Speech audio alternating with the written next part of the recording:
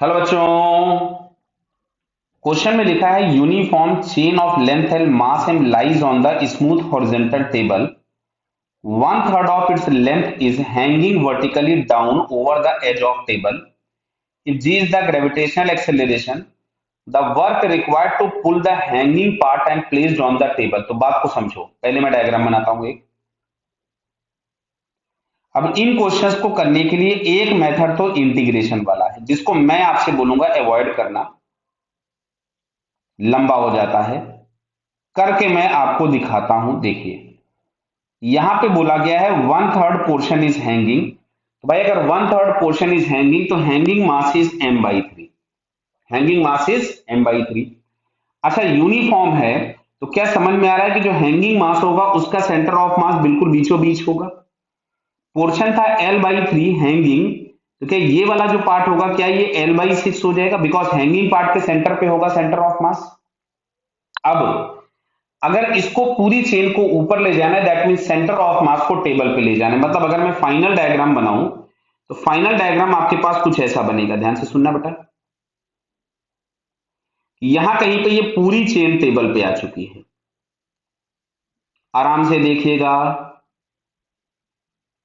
ये पूरी chain table पे आ चुकी है। क्लियर? तो अब सुनो इधर, अगर हम लोग इस टेबल पे ही रेफरेंस ले लें।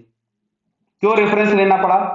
मैं और भी पहले क्वेश्चन पे बोल चुका हूं, मैं फिर से वापस बोल देता हूं कि अगर कभी भी ऑब्जेक्ट की वर्टिकल हाइट चेंज हो रही हो, मतलब आपको एक रेफरेंस लेना पड़ेगा और उस रेफरेंस पर पोटेंशियल एनर्जी जीरो होगी। अगर कोई ऑब्जेक्ट उस रेफरेंस के नीचे है तो पोटेंशियल एनर्जी निगेटिव, रेफरेंस के ऊपर है तो पोटेंशियल एनर्जी पॉजिटिव होगी।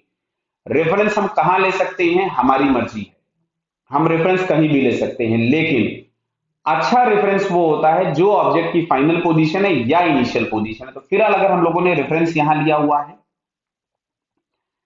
अगर हम देखें तो इनिशियल टोटल एनर्जी इनिशियल के नाम पे हम लोगों के पास है m/3 g और -l/6, because centre of mass l/6 नीचे है, तो हो गया -mg/l/18। ये आ गई इनिशियल एनर्जी, बराबर है। अच्छा, यहां पे अगर हम लोग लिखे फाइनल एनर्जी, तो फाइनल एनर्जी आपको जीरो दिख रही है, बिकॉज पूरा का पूरा मास टेबल पे आ चुका है, रेफरेंस पे आ चुका है। क्लियर है? बराबर। तो वर्कडन के नाम पे हम लोगों को लिखा गया था work done by the external is equal to change in total energy plus loss.